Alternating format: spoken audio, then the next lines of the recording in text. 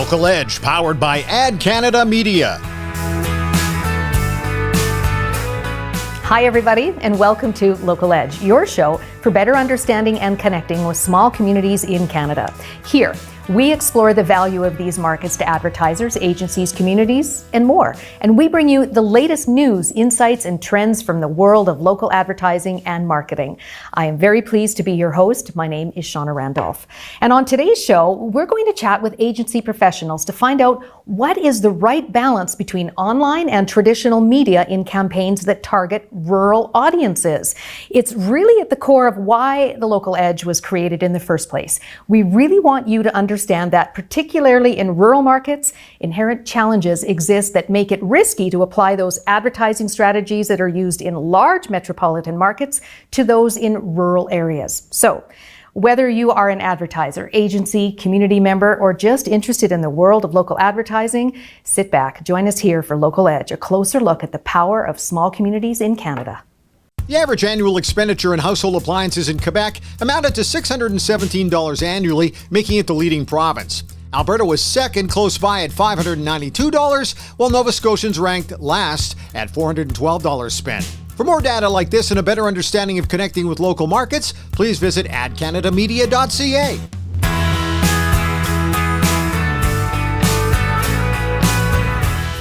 And joining us on today's episode, we have Lynn Hoffman. Lynn is Partner Director with Strategy with Mediology Media in Regina. From Toronto, we have Tim Beach. He is Media Lead with Blue Noise Studios. And in Winnipeg, we welcome Sarah Unruh, Director of Media with McKim Sherpa. Very nice to have the three of you here today. Hi. Hi. Okay, I'd like to start with Tim on this one. He's joined us on the show before talking about one-size-fits-all approaches to media strategies. Tim, how different is marketing to rural audiences than marketing to an urban one? Yeah, exactly. It really, when we talk about one-size-fits-all, it really shouldn't be that approach, right? That's something that is so important. It should be really about how can we look at each individual market and community differently. Really delve into how so many markets, mid-size, small size, they tend to have very different landscapes that, the one-size-fits-all approach doesn't quite work, right? You don't want any kind of cookie cutter planning happening. Now, I do acknowledge that it's a big challenge for all agencies to, have the resources and spend the time to do this. But ideally what it is really zeroing in and doing the research, either through media tools that we all have for certain markets, but when they get small markets, the team can take it further and through research online, there could be other people in the agencies from those markets. In some cases we used to, and I hope we do it more often, but we actually visit those markets and kind of do a media landscape tour to kind of get those insights, those key insights that will drive our media decisions. And in a lot of cases, you're going to find that certain markets are a lot stronger in outdoor. Traditional outdoor, digital outdoor.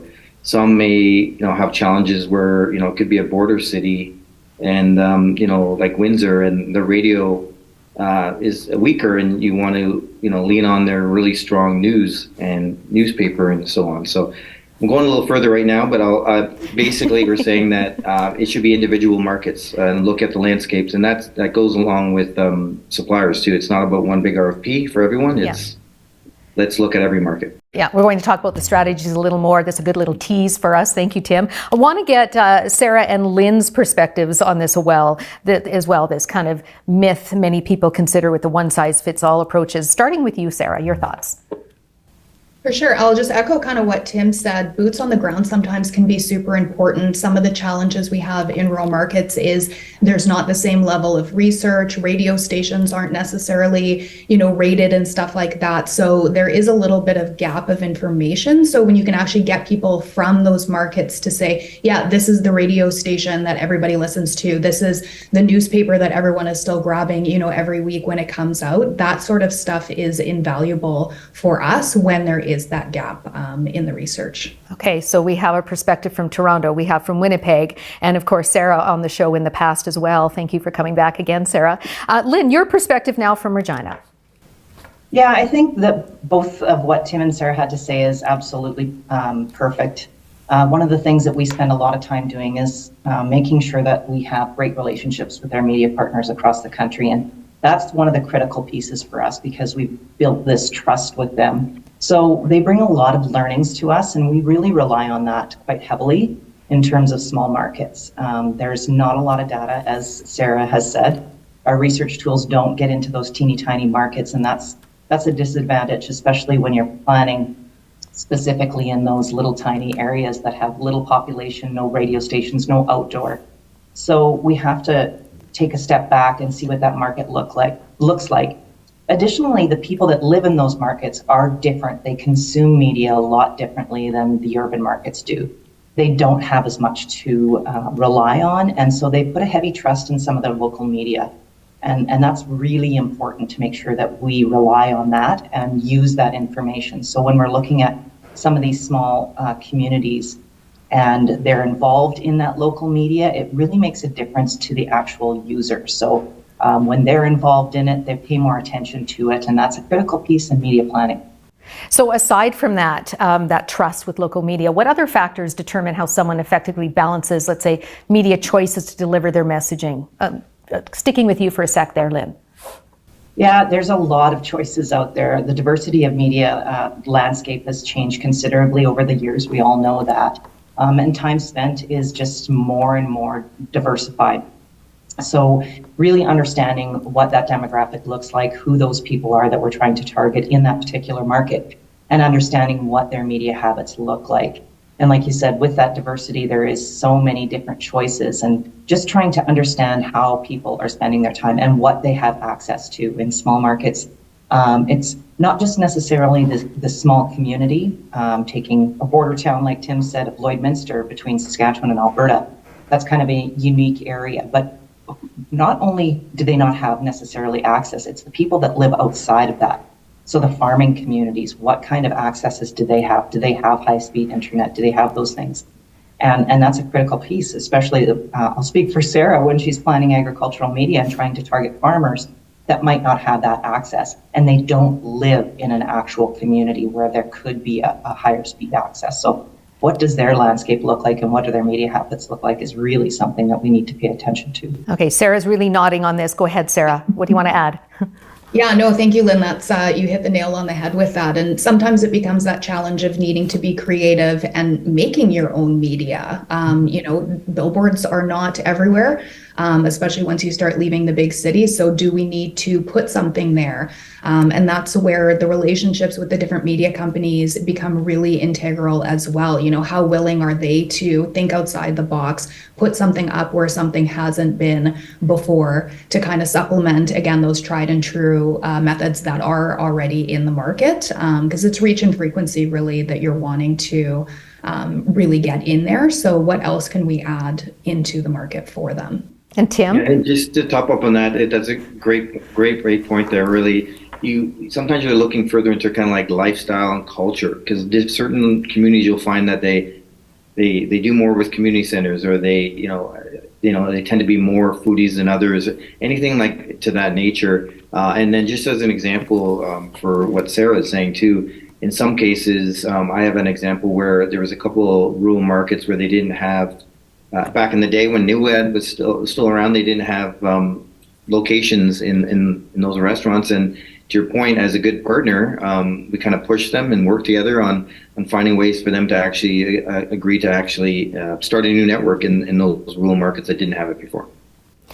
Okay, now I would like all of you, anybody, just chime in on this now.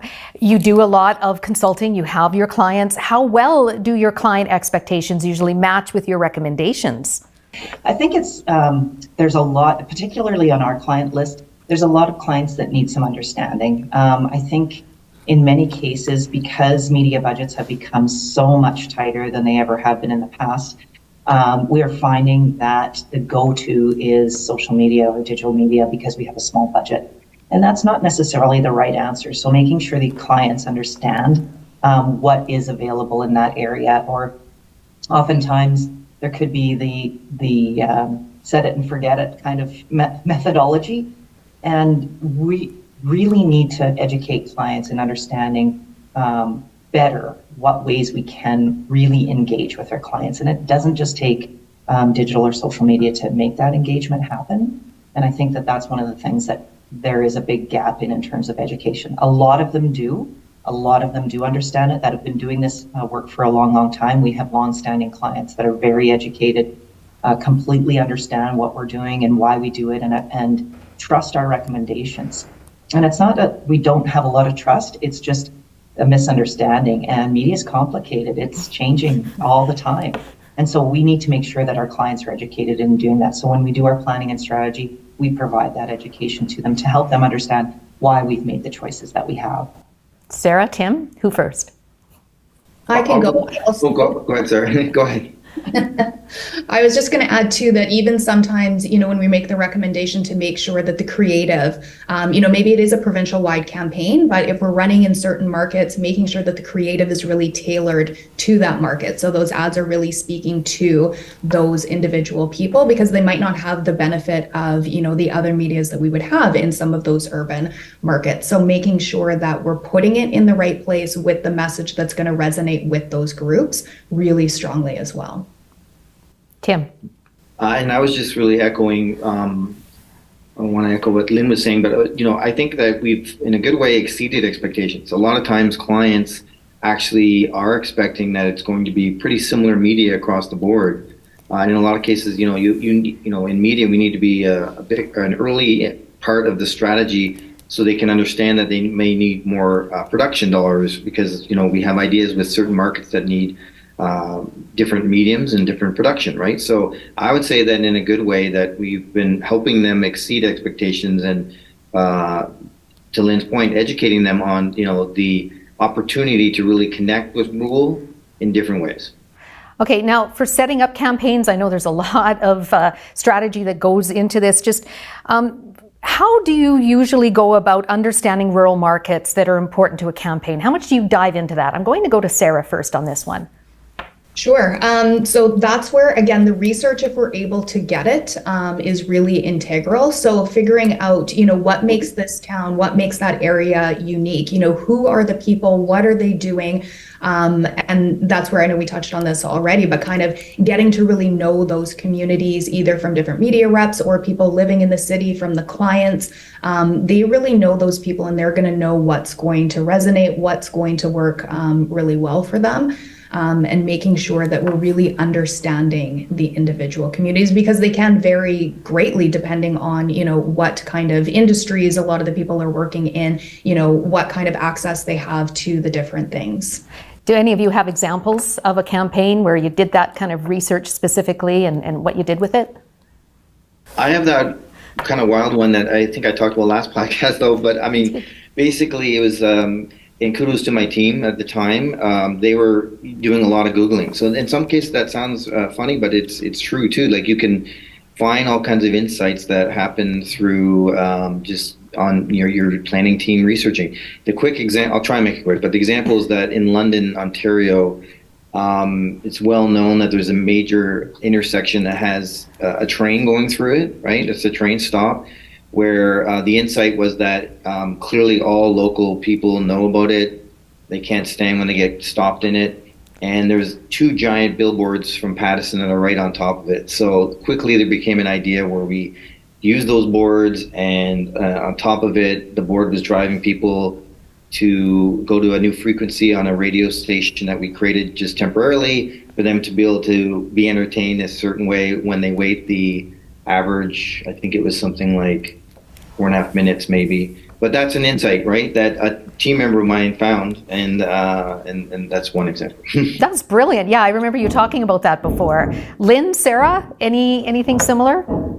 Yeah, I have one. Really, one of the things that we've found, particularly in Saskatchewan markets, and I think that this spreads across the country too, but in smaller communities, and I'm talking small, less than 500 people, places like that, communities really get involved when their name is mentioned, and there is a very strong sense of pride that's involved with that. So one of the things that we did with a telecom that we work with in Saskatchewan, SaskTel, is we worked with Bell Media broadcaster, And we had a weather segment built specifically for SaskTel, so that when they were launching new products and services within that community, the name was mentioned in the weather. So this was a really unique undertaking. It had to go through very high standard approvals. And in that community, they would talk about the weather. If it was in the Seaman, Saskatchewan, a community that's never noticed. But it really got the attention of the people that live in those rural markets because their name was being mentioned on live television. And so it would really grab that attention to understand that there was something happening in their community. But it was just a great message to tell them that there was an expansion, delivering a new product or service in that small community. And they rallied around it, and it's just been a really great promotion that we've had going on for a number of years now. That's working really well. Oh yeah, continuing on, obviously, it would be very popular. Sarah, you're just dying to share one with us. Go ahead. I do have one. It was for a campaign that we did with Recycle Everywhere. I'm not going to name the town, but through their research, they realized that there was an area in northern Manitoba that their recovery rate for empty beverage container recycling was really, really low. It was a challenging market to get into. Connectivity for digital, was really light. They did have their community newspaper and they did have a radio station, but we wanted to kind of supplement that with some extra stuff. And that's where we partnered with an out-of-home company that actually put signs up chain link fences. They had one convenience store that we were able to get up on, but they actually went out into that community and was like, here are some high visibility spots where we can help, kind of your base campaign to get that message out there a lot more. And again, the messaging was really tailored to what type of container are we really needing to make a difference with here, and making sure that the creative was really focused on that. So that was a really great campaign for us. So I've been hearing a lot from the three of you here about some traditional types of marketing, but let's talk about that balance. How have you seen clients make use of a balanced approach between traditional and digital media in rural markets, like a radio ad or a newspaper ad combined with Facebook ads at the same time? Who wants to go first on that? I think it's really important from a planning perspective is to make sure that the media plan is diverse. It's a really critical piece because there's just more touch points to reach those audiences. Gives you a much better opportunity and your much higher success rate for sure when there's multimedia in the plan. And I think one of the things that's the differentiating factor is oftentimes clients believe that adding traditional media is too expensive. It's not cost effective. There's no measurement. And so that's the big challenge, but there's lots of ways that we can measure that. And sometimes we don't get that back end sales information from our clients all the time. And so making sure that we understand the whole direction of where the campaign is going from the beginning to the end, and to make sure that we understand what's happening in that area. And so giving the clients that education piece again to make sure that they're clear in understanding what is beneficial, what's available to them, and what can work and what doesn't work. So making sure that education is there is really important.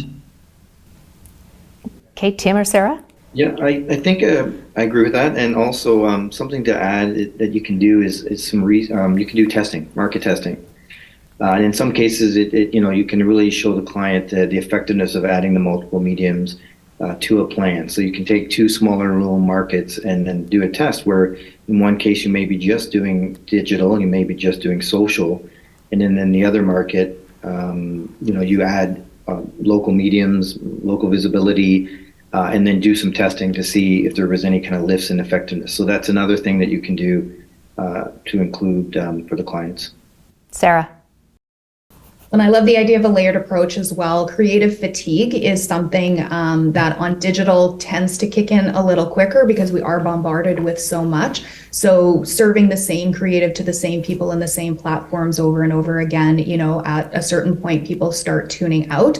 So making sure that you're hitting them in different spots with, slightly different messaging, slightly different visuals, maybe it's audio, on top of what they're hearing and seeing on the digital platforms as well is really important to make sure that that message is staying fresh in their minds. Okay, Sarah, you mentioned messages. I wanted to ask the three of you about this, different types of messages being more effective in a rural market compared to the urban or the smaller communities. How do advertisers effectively talk to these audiences differently? Yeah, so Lynn had some, I think she had an example that was great earlier, and I have some examples as well that where, when you specifically have different creative for each of the markets, it can be more effective.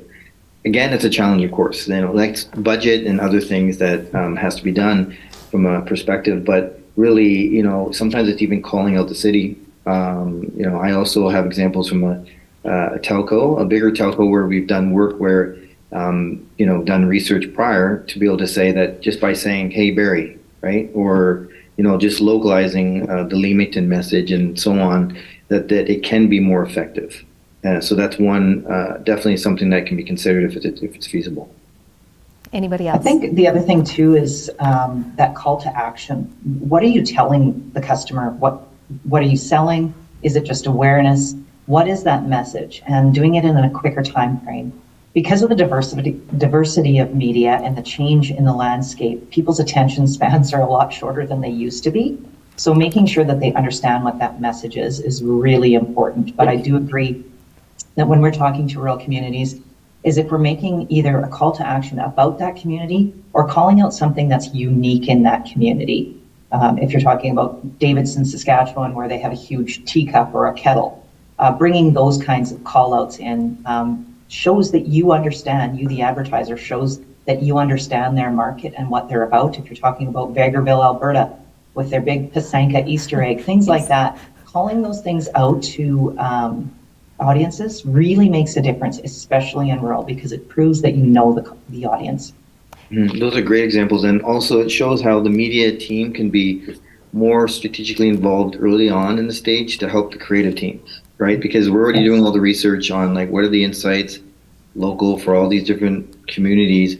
How does that translate to our media plan, but also how does it translate to the creative opportunities the nuances they might want to look at?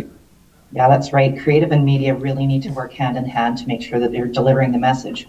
It's our job to make sure that the customers see it, but it's really our job to help the creative teams understand what's happening in those markets, because they may not necessarily have all that research and capabilities that the media department always has. So it's a 1-2 punch for sure. I agree. Has media planning for smaller communities changed much over the recent years? I hear you all talking about things evolving, but has it really? I think there's been a little bit of a change with some of the opportunities that are starting to roll out, across Canada. TV used to be something that, only on a provincial buy could you do that. You required big budgets. With kind of the rollout of video on demand and connected TV, it's bought differently, but that is a way that you can get on TV for a lesser budget in those really targeted areas. And that just gives us another layer to kind of go deeper and get that message out to people in different ways to help with that reach and frequency again. Tim and Lynn, have you seen much of a difference? Well, I mean, a lot of the great stuff we talked about just now, I would say, points to why there should be differences. And I believe there are. It's just that, I wouldn't say it's that consistent. There's a lot of opportunity for it to be more consistent, that you do specific planning for specific markets that are not the same as the other 20 markets. Yeah, I think there's new things that are being added into some rural markets across the country, like digital out of home is something that's expanding into some smaller communities that wasn't there before. And it's a revenue generator for some small businesses who put up these billboards and trying to implement advertising to help generate revenue for their company or small business. So there's some things that have been added in that respect. And there's other media, localized media, whether it's a newsletter or a small community piece that's being delivered, maybe not by a big published company, but at the same time something that's really effective where people get information, whether it's a social media group or a Facebook group or something like that. There's lots of unique ways where we can get into some of these markets that are different. So there's a bit of a change there as well. One other example too, I do see from, and this is more of a publisher, print and digital perspective locally, but I do see a lot of teams and clients doing a good job with more advertorials, more of the kind of like story driven, doing less of, if we're going to mix in some regular ads with advertorials where you can talk about your clinic, talk about the community involvement, that kind of thing. I think that's another thing that's been growing as well. Bottom line, and it sounds like the three of you have so much on your plate, right? Let's just talk before we wrap up here, maybe the perceived notion that there's a lot of extra workload in planning for multiple small communities. Is that a lot of work? I mean, again, a lot of buyers really feel that. Yeah, I think it definitely is. I think the biggest challenge that we have these days, and I'm sure Tim and Sarah would agree, is that we have less lead time. Which is interesting, but I think marketing departments are smaller than they used to be. Budgets are tighter than they used to be. And so the turnaround time is a lot less, except we always know that we'll still have that fall campaign from that reoccurring client every year, but it seems like they're calling us on August 30th to start the campaign in 2 weeks.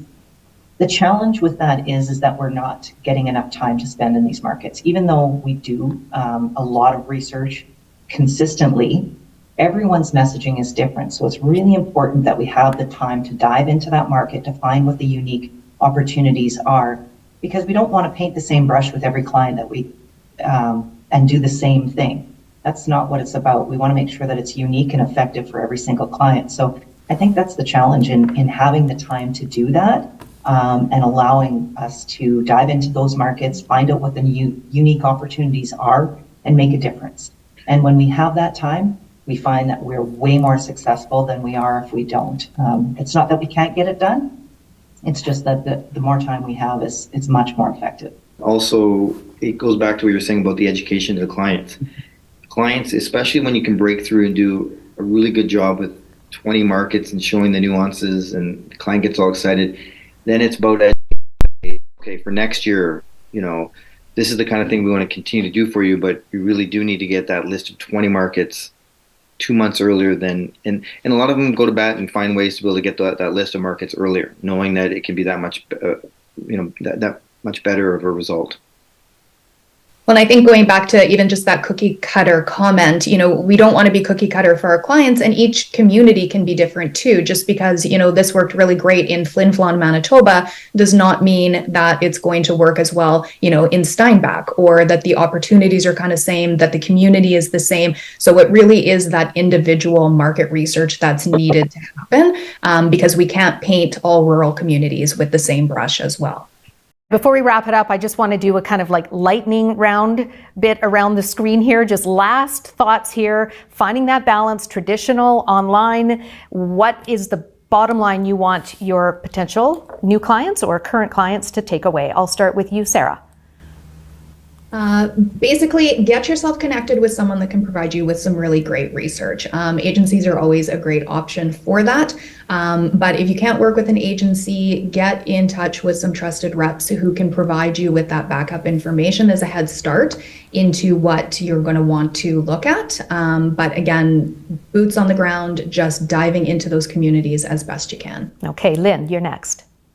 Yeah, I think I echo that. I think Sarah's really nailed it. It's just in terms of understanding what those markets look like, making sure that you're working with a team who has experience, and they're just not brand new to the media planning area, and making sure that there's some diversity within the planning, that they're just not looking at one particular media or forcing you to make those decisions based on past experiences that they have, because you're maybe a new client and you have unique target audiences. And so we want to make sure that you're making the right decision in your media choices. Okay, and last word goes to Tim. I'm just going to focus on tailored. Everything should be really tailored to each of the different markets. And also, to say one word, it's really about insight. Like, focus on finding insights, local insights for each market. Well, you've given us a lot of insight, all three of you. Thank you very much for your time here today. Thanks for having me. That is Lynn Hoffman. She is Partner Director of Strategy with Mediology Media in Regina. From Toronto, Tim Beach, Media Lead with Blue Noise Studios, and in Winnipeg, Sarah Unruh, Director of Media with McKim Sherpa. Stats show the average annual household expenditure in home cleaning supplies and equipment in Canada amounted to $248. However, those numbers increased dramatically following the pandemic. For targeted data like this and to get a better understanding of connecting with local markets, please visit adcanadamedia.ca.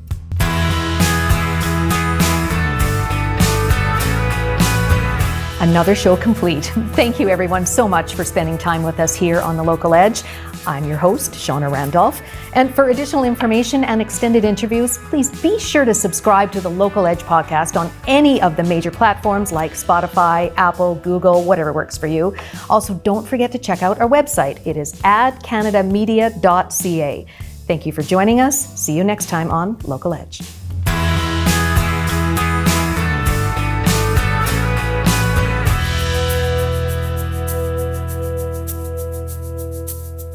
This series is proudly produced by the team at Road 55. Road 55 creates content that connects. For more information, check our website, www.road55.ca.